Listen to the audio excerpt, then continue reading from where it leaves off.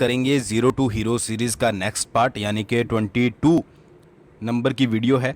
और आज जो है वो ज्योग्राफी सेक्शन की लास्ट वीडियो होने वाली है। मैक्सिमम चीज़ें हम ज्योग्राफी की कवर कर चुके हैं, बट फिर भी कुछ ऐसे चैप्टर होते हैं थोड़े बहुत रह जाते हैं, जैसे कि आपकी रामसर साइट्स हो गई, फॉरेस्ट से रिलेटेड क्वेश्चन हो गए, रेनफॉल से रिलेटेड क्वेश्चन होंगे जो कि एग्जाम में पूछे जाते हैं। तो आज उनको एक ही वीडियो में कवर कर देंगे। वीडियो थोड़ी लंबी हो सकती है और कल से जो है हम डिस्ट्रिक्ट वाइज जो है वो शुरू करेंगे। कोशिश करेंगे हर एक डिस्ट्रिक्ट को दो भागों में डिवाइड कर दें, ज्योग्राफी और हिस्ट्री। बाकी आपको आने वाले समय में जो है वो पता लग जाएगा। ठीक है, आगे बढ़ने से पहले आप सभी को पता ही है कि हम किस तरीके का कंटेंट आपको चाहते हैं। ठीक है, टेस्ट है 6 मंथ की वैलिडिटी पूछ लिया जाता है, तो पॉइंट टू पॉइंट डिस्कस करेंगे अच्छे से। जिसके लिए ज़रूरी होगी डिटेल वो मैं आपको बता दूंगा। तो ये हिमाचल प्रदेश का मैप है। देखिए, चंद्रताल झील, ठीक है, उसके बाद आपकी रेणुका झील और आपकी पौंग झील, यानी कि पौंग लेक हो गई, आपकी चंद्रताल लेक हो गई और रेणुका लेक होगी। हिमाचल प्रदेश की ये जो है वो आपकी 3 रामसर साइट है। ठीक है, और के लिए भी हिमाचल प्रदेश सरकार ने अप्लाई किया है, बट वो मैं आपको आने वाले समय में बताऊंगा, मतलब इसी वीडियो में। बट जो अभी है उनके बारे में बात कर लेते हैं। सबसे पहले चंद्रताल झील की बात करें तो कहाँ पर पड़ती है, ये वाली पोजीशन कौन सा है। अब तक तो आपको लोकेशन अच्छे से याद हो जानी चाहिए, लाहौल एंड स्पीति। ठीक है, लाहौल एंड स्पीति है, यानी कि लाहौल एंड स्पीति में पड़ती है। रेणुका के बारे में आपको पता ही है, ये कौन सी डिस्ट्रिक्ट है आपकी। ठीक है, तो ये डिस्ट्रिक्ट है आपकी सिरमौर डिस्ट्रिक्ट में रेणुका झील जो है वो पड़ती है। उसके बाद पौंग अगर झील की बात करें, ठीक है, ये कौन सा एरिया है पौंग झील का, ये है आपका कांगड़ा। तो मैप तो आपको अच्छे से याद हो गया होगा। तो रामसर साइट के बारे में एक चीज़ याद रखिएगा, रामसर साइट अगर हिमाचल प्रदेश में है तो वो कितनी है, वो है आपकी 3। चंद्रताल, सबसे ऊपर आपको लाहौल स्पीति में चल जाना है। ठीक है, फिर आपको बिल्कुल यहाँ से नीचे आ जाना है डायरेक्टली। ठीक है, ये आपका सिरमौर, और उसके बाद इस कोने में डायरेक्टली पहुँच जाना है, वो है आपका कांगड़ा। ठीक है, तो एक आप सोच देख सकते हैं यहाँ पर ट्रायंगल टाइप का, इस तरीके से आपको जो है वो बना लेना है। ठीक है, तो चंद्रताल, रेणुका और पौंग झील दिमाग में बैठ गया। अब तो आपको भूलने वाली कोई चीज़ होनी नहीं चाहिए, बिल्कुल अच्छे से मैप के थ्रू आपको याद रखना है।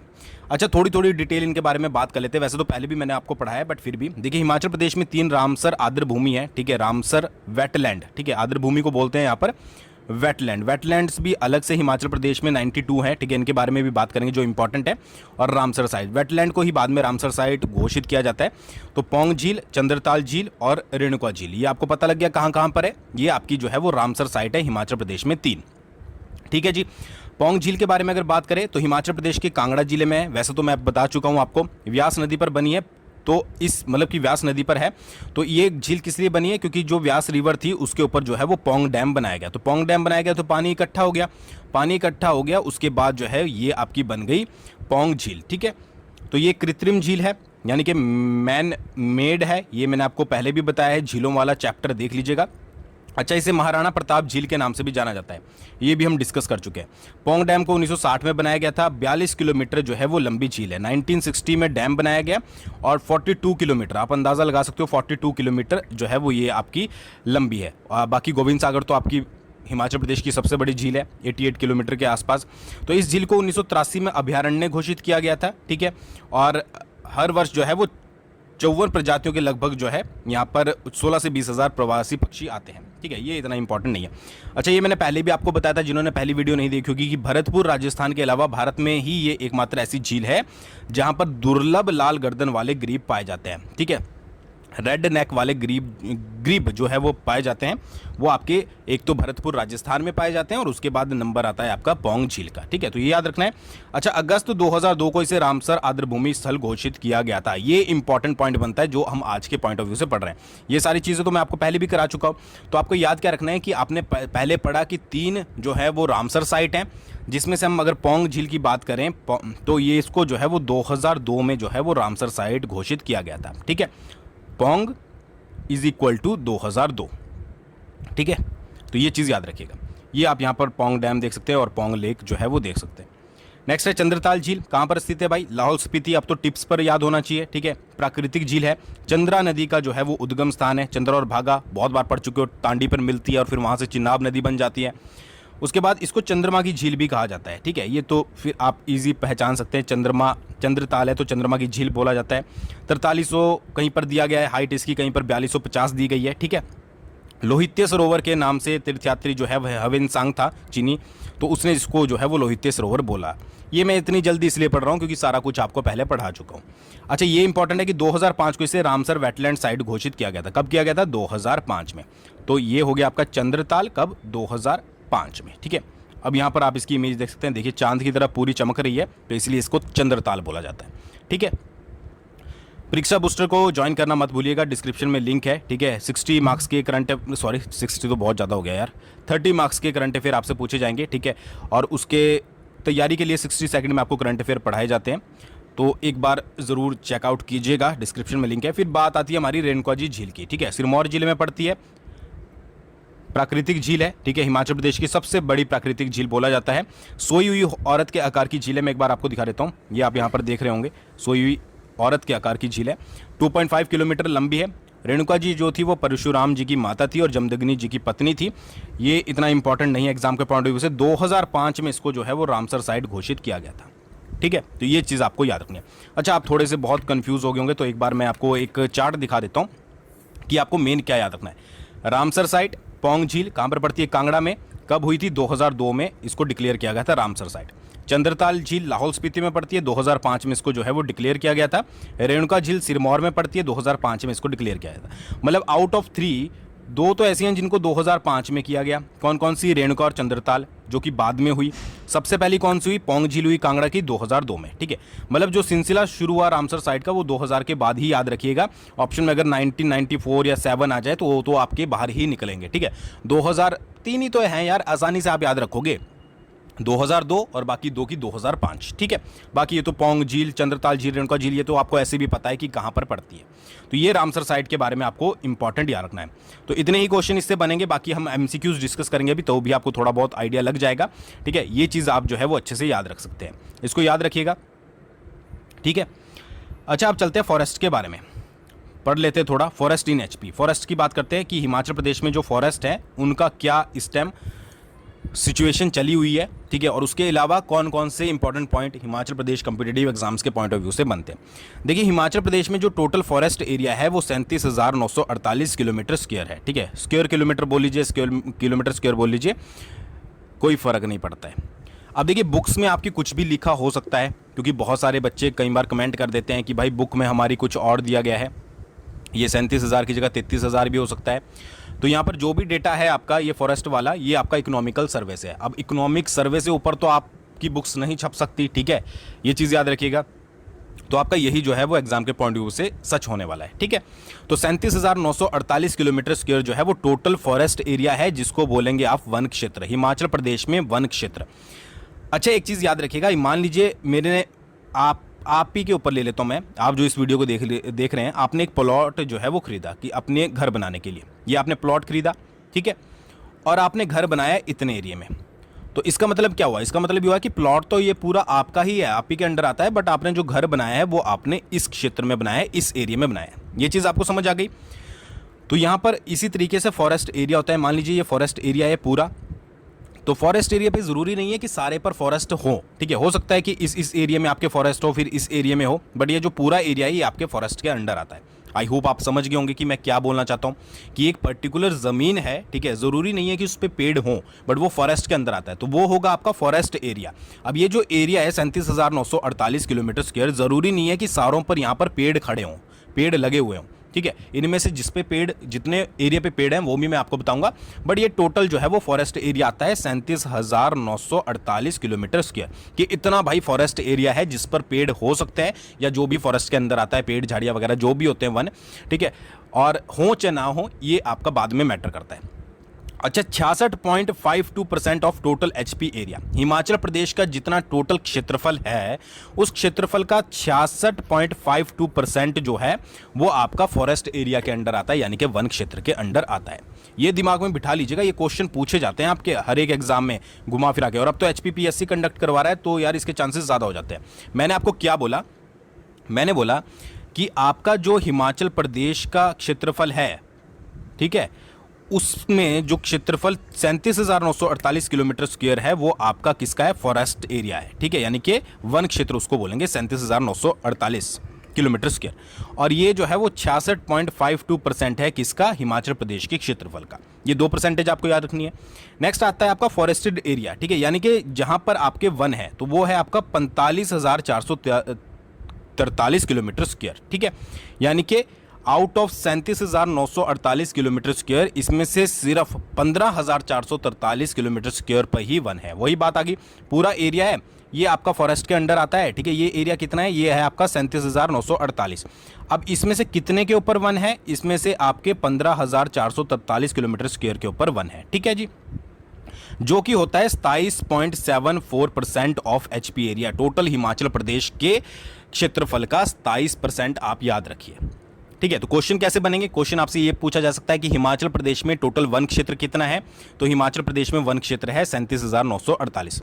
हिमाचल प्रदेश में कितने क्षेत्र पर वन है, ठीक है, फॉरेस्टेड एरिया, तो वो होगा 15,443। कितना परसेंटेज टोटल हिमाचल प्रदेश की क्षेत्रफल का जो है वो वन क्षेत्र के अधीन आता है, तो वो है 66.50%। और कितना वनों के अधीन आता है, ठीक है, वन क्षेत्र और वनों, ठीक है, या वनों का यानी कि डायरेक्ट फॉरेस्ट के, और ये फॉरेस्ट एरिया, तो ये है 27.74%। आई होप आपको समझ आ गया होगा, नहीं समझ आया तो कमेंट करिएगा, तो आपको मैं अगली वीडियो में और ज़्यादा क्लियर कर दूंगा। मुझे लगता है कि आपको अच्छे से समझ आ गया होगा। बाकी कमेंट ज़रूर कीजिएगा, कमेंट ही जो है वो हमारी मोटिवेशन है आपको आप तक वीडियो पहुँचाने की। तो ये दो चीज़ें आपको फॉरेस्ट से रिलेटेड क्लियर रखनी है। अच्छा, आगे एक इंपॉर्टेंट नोट कर लीजिएगा, 2022 और 23 में जो है वो 15,000 हेक्टेयर जो है वो प्लांटेशन का टारगेट रखा गया है। यानी कि जो फॉरेस्ट हैं आपके 15,000 हेक्टेयर भूमि पर जो है वो फॉरेस्ट लगाए जाएंगे। 2022 और 23 का ये टारगेट रखा गया है, जिसमें से 12,131 को जो है वो अचीव कर लिया गया है। बहुत इंपॉर्टेंट पॉइंट बन जाता है, कितना टारगेट रखा गया है, 15,000 हेक्टेयर पर, आउट ऑफ जिसमें से आपका जो है वो 12,131 हेक्टेयर पर ऑलरेडी लगा चुके हैं, ठीक है। और अब जो बाकी रिमेनिंग रह गया है वो आपको पता है। तो ये चीज़ आप थोड़ा बहुत जो है वो याद रखिएगा अगर आप फॉरेस्ट के बारे में पढ़ रहे हो। अच्छा, मैक्सिमम फॉरेस्ट एरिया, अच्छा ज़्यादातर जो सबसे ज़्यादा वन क्षेत्र है जिला वाइज, अगर जिले के बारे में बात करें डिस्ट्रिक्ट वाइज, तो वो किस में है, वो है आपका लाहौल स्पीति में। कितना, 10,953 किलोमीटर स्क्वायर, ठीक है। और सबसे कम किसमें, हमीरपुर में है, कितना है, 165 किलोमीटर स्क्वायर। ये मैं आपको लेटेस्ट डेटा बता रहा हूँ जो इकोनॉमिकल सर्वे में दिया गया है, क्योंकि आज हम फॉरेस्ट पढ़ रहे थे तो मैं आपको पुराना डेटा पढ़ाता तो वो कहीं पर लगना नहीं था, तो इसलिए मैंने इकोनॉमिकल सर्वे से लेटेस्ट डेटा आपको पढ़ा दिया, ठीक है।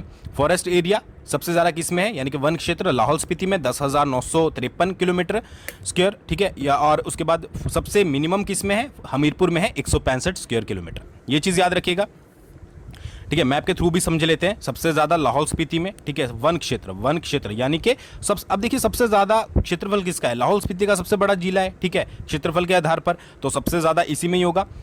आप मैप ही देख लीजिए, आप मैप की तरफ ध्यान दे के देखिए, मैं एक बार इसको रिमूव कर देता हूँ, इसी तरीके से आप याद रखिएगा।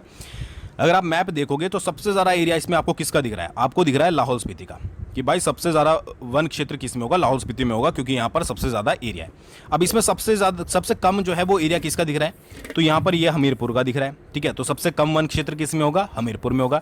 लाहौल स्पीति में कितना है आपका, ठीक है, 10,953 वर्ग किलोमीटर, और आपका हमीरपुर में कितना है, 165 वर्ग किलोमीटर। तो ये चीज़ आपको जो है वो याद रखनी है, याद रहेगी, बिल्कुल याद रहेगी। बाकी कोई भी डाउट हो कमेंट कर सकते हो। तो ये दो चीज़ें आपको याद रखनी है, और उससे बाद फॉरेस्ट के बारे में आपको टोटल फॉरेस्ट एरिया, कितने फॉरेस्ट मतलब कितने एरिया पे फॉरेस्ट हैं वो भी याद रखना है, कितनी परसेंटेज है, कितने का टारगेट है, 15,000 हेक्टेयर प्लांटेशन का टारगेट है, सबसे ज़्यादा वन क्षेत्र कौन कौन से, यही क्वेश्चन जो है वो जनरली पूछे जाते हैं। अच्छा, एक और ये मैंने थोड़ा एक्स्ट्रा डेटा ऐड कर लिया, वैसे पूछा जाए ना पूछा जाए मुझे नहीं पता है, ठीक है, एग्जैक्ट, क्योंकि इतने डिटेल में क्वेश्चन नहीं आते हैं, बट फिर भी मैं आपको बता देता हूँ। अगर आपसे पूछ लिया जाए वेरी डेंस फॉरेस्ट, ठीक है, तो 20% याद रखिएगा। ओपन फॉरेस्ट पूछ लिया जाए तो 33% जो है वो याद रखिएगा, और मॉडरेट और डेंस पूछ लिया जाए तो 46 याद रखिएगा, ठीक है। मतलब अगर आपसे ये पूछ लिया जाए कि हिमाचल प्रदेश में सबसे ज़्यादा कौन से वन पाए जाते हैं, तो मॉडरेट डेंस याद रखिएगा 46%, ठीक है। और अगर वेरी डेंस 20%, मतलब ये आप 20, 33 और ये थोड़ा थोड़ा अंदाज़ा रखिएगा, ठीक है। मैं नहीं चाहता कि आपको कोई भी दिक्कत का सामना करना पड़े जब आप एग्जाम में बैठे। पूछा जाए ना पूछा जाए वो अलग बात है, बट थोड़ा बहुत आइडिया आपको होना चाहिए, ठीक है जी। फिर यहाँ पर कुछ स्कीम्स हैं जो कि फॉरेस्ट से रिलेटेड है, उनको एक बार देख लेते हैं। सबसे पहली है आपकी सामुदायिक वन संवर्धन योजना, ठीक है, सामुदायिक वन संवर्धन योजना। उसके बाद वन समृद्धि जन समृद्धि योजना, एक बूटा बेटी के नाम, विद्यार्थी वन मित्र योजना, अमृत सरोवर जल भंडारण।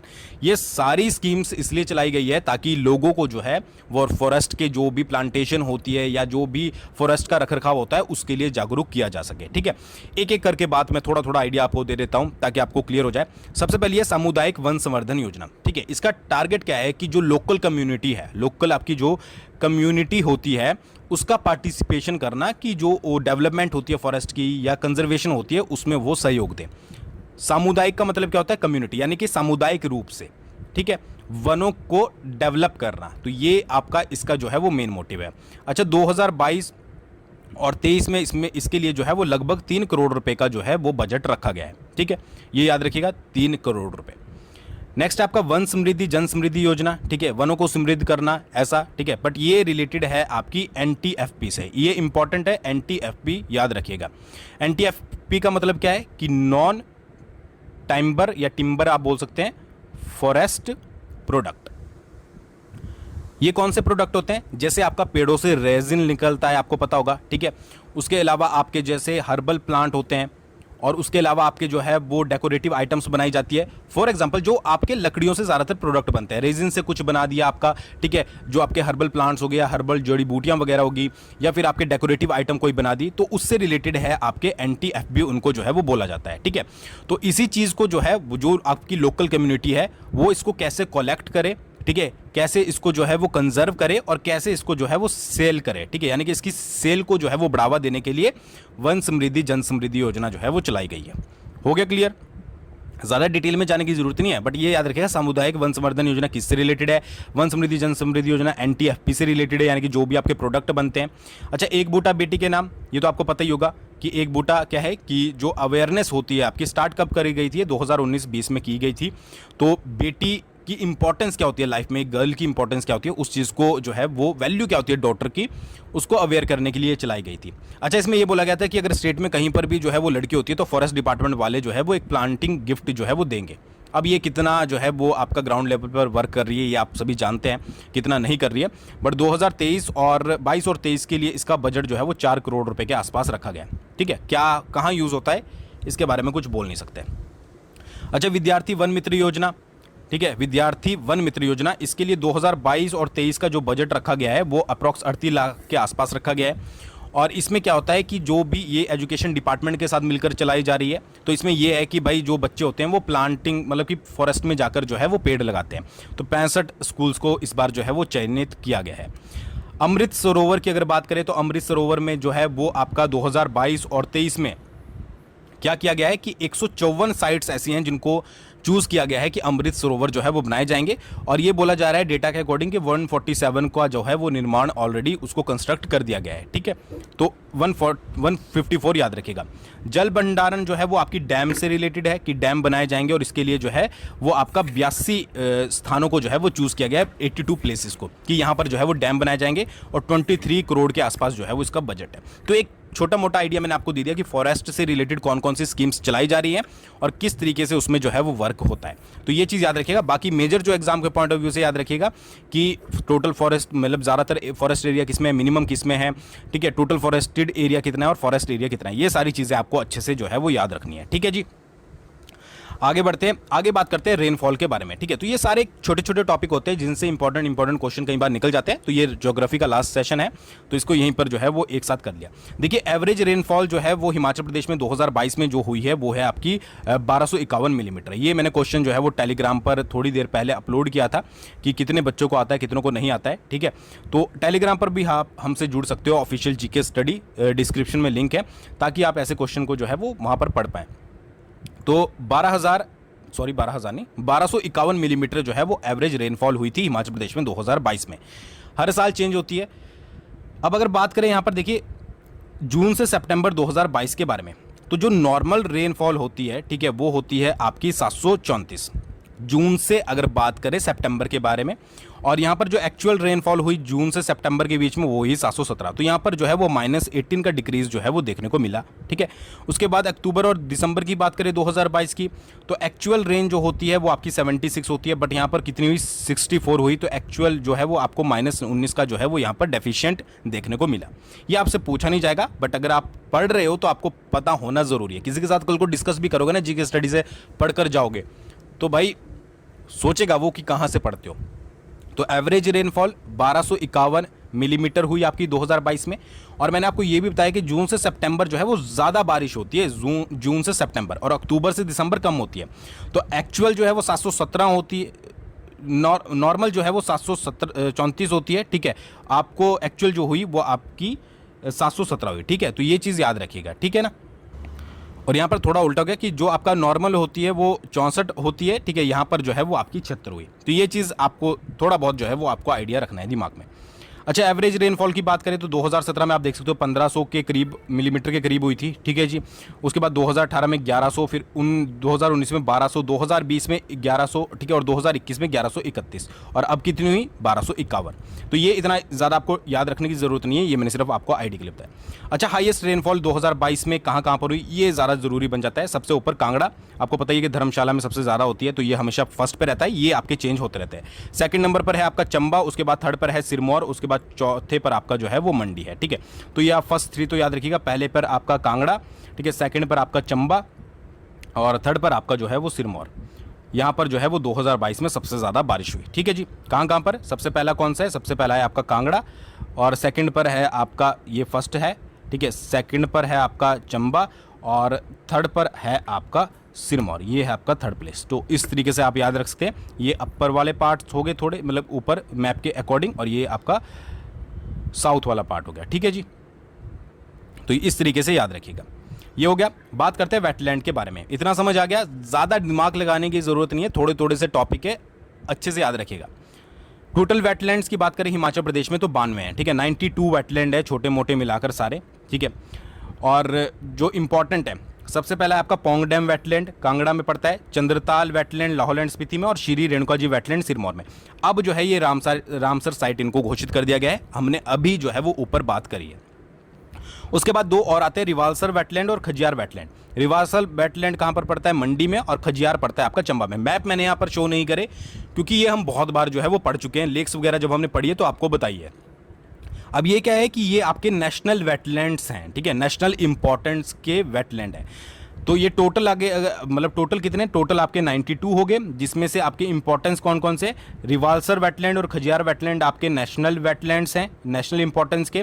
और जो आपके पौंग डैम वेटलैंड है, चंद्रताल वेटलैंड है, या श्री रेणुका जी वेटलैंड है, इनको जो है वो रामसर साइट घोषित किया गया है। तो ये आपको क्लियरिटी से जो है वो पता होना ज़रूरी है, ठीक है। इतना तो याद रख ही सकते हो। अच्छा, हिमाचल प्रदेश गवर्नमेंट ने जो है वो एक प्रपोजल भेजा है 6 रिवर्स ऑफ हिमाचल प्रदेश को नेशनल वेटलैंड्स में जो है वो शामिल करने के लिए, ठीक है। 6 रिवर्स नहीं, वैसे 6 लेक होगी यहाँ पर, ठीक है।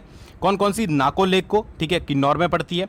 चंद्रनाहन लेक को शिमला डिस्ट्रिक्ट में पड़ती है। भृगु लेक को कुल्लू डिस्ट्रिक्ट में पड़ती है। सरयोलसर लेक को कुल्लू डिस्ट्रिक्ट में पड़ती है। पराशर को मंडी में पड़ती है, और मणिमहेश को जो कि चंबा में पड़ती है। तो हिमाचल प्रदेश सरकार ने जो है वो ये भेजा है, क्या बोलते हैं, प्रपोजल, कि भाई हम इनको जो है वो नेशनल वेटलैंड जो है वो घोषित करना चाहते हैं। और अभी कौन कौन से नेशनल वेटलैंड? एक तो आपकी रिवालसर वेटलैंड है, और दूसरी खजियार वेटलैंड है, ठीक है जी। ये चीज़ याद रखिएगा। अब कौन कौन सी है? नाको को भेजा है, ठीक है, और चंद्रनाहन लेक को भेजा है, भृगु को, सरयोलसर को, पराशर को, और मणिमहेश को। कहाँ कहाँ पर पड़ती है ये सारी आपको जो है वो पता है। इसके अलावा, ठीक है, 2 लेक ऐसी भी हैं जिनको हिमाचल प्रदेश सरकार ने प्रपोजल भेजा है रामसर साइट में शामिल करने के लिए। कौन कौन सी है? एक तो रिवालसर लेक जो कि आपकी नेशनल वेटलैंड है, ठीक है, कहाँ पर पड़ती है? मंडी डिस्ट्रिक्ट में। और दूसरी है खजियार लेक, वही जो आपकी वेटलैंड है, कहाँ पर पड़ती है? डिस्ट्रिक्ट चंबा में, ठीक है। तो ये सारी कहाँ पर, इन सारों को क्या बोला गया है कि इन सारों को जो है वो वेटलैंड बनाए नेशनल लेवल का, और जो आपकी नेशनल लेवल की वेटलैंड है इनको जो है वो रामसर साइट जो है वो घोषित किया जाए। तो ये आपको समझ आ गई कि क्या प्रोसेस चल रहा है, किस तरीके से चल रहा है, ठीक है। ये चीज़ याद रखिएगा। आई होप आपको समझ आ गया होगा। अब करते हैं कुछ क्वेश्चन इससे रिलेटेड, ताकि आपको एग्जैक्टली पता लग जाए किस तरीके के क्वेश्चन यहाँ पर बन सकते हैं। अच्छा, हिमाचल प्रदेश के कुल कितने भाग पर चरागाह है? ये क्वेश्चन पूछा गया था एक एग्जाम में, तो मैंने यहाँ पर ऐड कर दिया, ठीक है। जो आपके चरागाह होते हैं, ठीक है, पास्चर्स होते हैं, वो कितने पार्ट पर हैं? तो अप्रॉक्स याद रखिएगा 12% पर, ठीक है। याद रखिएगा। नेक्स्ट है हिमाचल प्रदेश का कुल वन क्षेत्र लगभग कितना है, तो ये वन क्षेत्र से रिलेटेड क्वेश्चन आ गया, ठीक है। जो आपका फॉरेस्ट एरिया होता है, फॉरेस्ट एरिया लगभग कितना है, तो वो है आपका 37,948 किलोमीटर स्क्वायर, वर्ग किलोमीटर। ज़्यादातर बुक्स में 37,033 दिया गया है, बट मैं आपको बता रहा हूँ इकोनॉमिकल सर्वे के हिसाब से। कितना परसेंट है, परसेंटेज भी पूछी जा सकती है, बट मैंने यहाँ पर ऐड नहीं की। क्वेश्चन 68.16%, ठीक है, एचपी के टोटल एरिया का, याद रखिएगा। हिमाचल प्रदेश के कितने क्षेत्र पर वन है, ठीक है। अब यहाँ पर क्वेश्चन में डिफरेंस देख लीजिएगा, वन क्षेत्र और वन सिर्फ, ठीक है। ये हुआ था फॉरेस्ट एरिया, यहाँ पर फॉरेस्ट के ही बारे में पूछा जा रहा है। तो 15,443 वर्ग किलोमीटर पर जो है वो आपका फॉरेस्ट है, और ये कितना हो गया, ये हुआ आपका 27.74%, ठीक है, of total area of HP. ये चीज़ याद रखिएगा। वैसे ये एक्चुअल जो है वो आपका 15,442.95 है, बट आपको इसको राउंड ऑफ करके जो है वो 15,443 ही लिखना है। हो गया क्लियर। हिमाचल प्रदेश में सामाजिक वानिकी परियोजना, जिसको सोशल फॉरेस्ट्री स्कीम भी बोलते हैं, कब शुरू की गई थी? 4 आपके पास ऑप्शन दिए गए हैं। तो 1980 और 81 में ये स्कीम को जो है वो आपका शुरू किया गया था। अच्छा, शिंगनी मिंगनी और रतनजोत निम्नलिखित में से क्या है? ये प्रीवियस ईयर में पूछे गए हैं सारे क्वेश्चन। तो शिंगनी मिंगनी और रतनजोत एक आपकी जड़ी बूटी है, ठीक है, जड़ी बूटियों के एक प्रकार है। शिंगनी मिंगनी तो आपका एचएस वगैरह में भी पूछा गया था, रतनजोत आपका जो है वो एलाइड में पूछा गया था। ये मैंने कंबाइन कर दिए। नेक्स्ट है सर्वाधिक वन क्षेत्र किस जिले में है? पता ही आपको, लाहौल स्पीति में जो है वो सर्वाधिक वन क्षेत्र है, 10,953 किलोमीटर स्क्वायर के आसपास, ठीक है। लोएस्ट किस में है? हमीरपुर में है, कितना है? 165 किलोमीटर स्क्वायर। मैंने आपको मैप के थ्रू भी बताया कि मैप का एरिया बड़ा किसका है? आपका लाहौल एंड स्पीति का, और छोटा सा किसका है? हमीरपुर का। तो उस तरीके से याद रखिएगा। हिमाचल प्रदेश में 2022 में औसत वर्षा जो है वो कितनी हुई थी? 1251 मिलीमीटर। यही क्वेश्चन सेम मैंने जो है वो टेलीग्राम पर डाला था, 1251 मिलीमीटर। कांगड़ा जिले के बाद हिमाचल प्रदेश में सबसे ज्यादा वर्षा कहां पर हुई? ठीक है, कांगड़ा जिले के बाद 2022 का पूछ रहा है लेटेस्ट डेटा, तो कांगड़ा जिले के बाद हुई आपकी चंबा में, ठीक है। फर्स्ट आपका कांगड़ा, सेकंड आपका चंबा, थर्ड आपका सिरमौर, ठीक है, याद रखिएगा। हिमाचल प्रदेश में कुल कितनी आर्द्र भूमियां हैं? आर्द्र भूमियों को बोलते हैं वेटलैंड्स, याद रखिएगा। हिंदी भी थोड़ी बहुत पढ़ लीजिएगा या फिर इंग्लिश भी, दोनों तरीके से चलिए कीजिए। तो इसका आंसर है 92, 92। परीक्षा बूस्टर को जरूर फॉलो कर लीजिएगा। नेक्स्ट है अमृत सरोवर योजना के तहत सरकार द्वारा कितनी जगह को सरोवर के लिए चिन्हित किया गया है? ठीक है, ये आपको पता ही है। कितनी जगह को चिन्हित किया गया है? 154, आउट ऑफ विच 147 जो है वो बना दिए गए हैं। 154 टोटल आपके प्लेस थे। अमृत सरोवर योजना के, अच्छा ये तो सेम ही क्वेश्चन हो गया, ठीक है। तो ये आई होप आपको समझ आया होगा। ये ज़्यादा बड़ी वीडियो नहीं थी, मतलब थी उस हिसाब से, बट ज़्यादा इन्फॉर्मेशन इसमें नहीं थी। सिंपल सा आपको जो बच गए थे डेटा वगैरह के क्वेश्चन, वो मैंने यहाँ पर आपको आज क्लियर करवा दिए हैं। अच्छा, उसके बाद अब कल से जो है हम डिस्ट्रिक्ट वाइज शुरू करेंगे, ठीक है। तो सबसे पहले आप कौन सी डिस्ट्रिक्ट पढ़ना चाहते हो?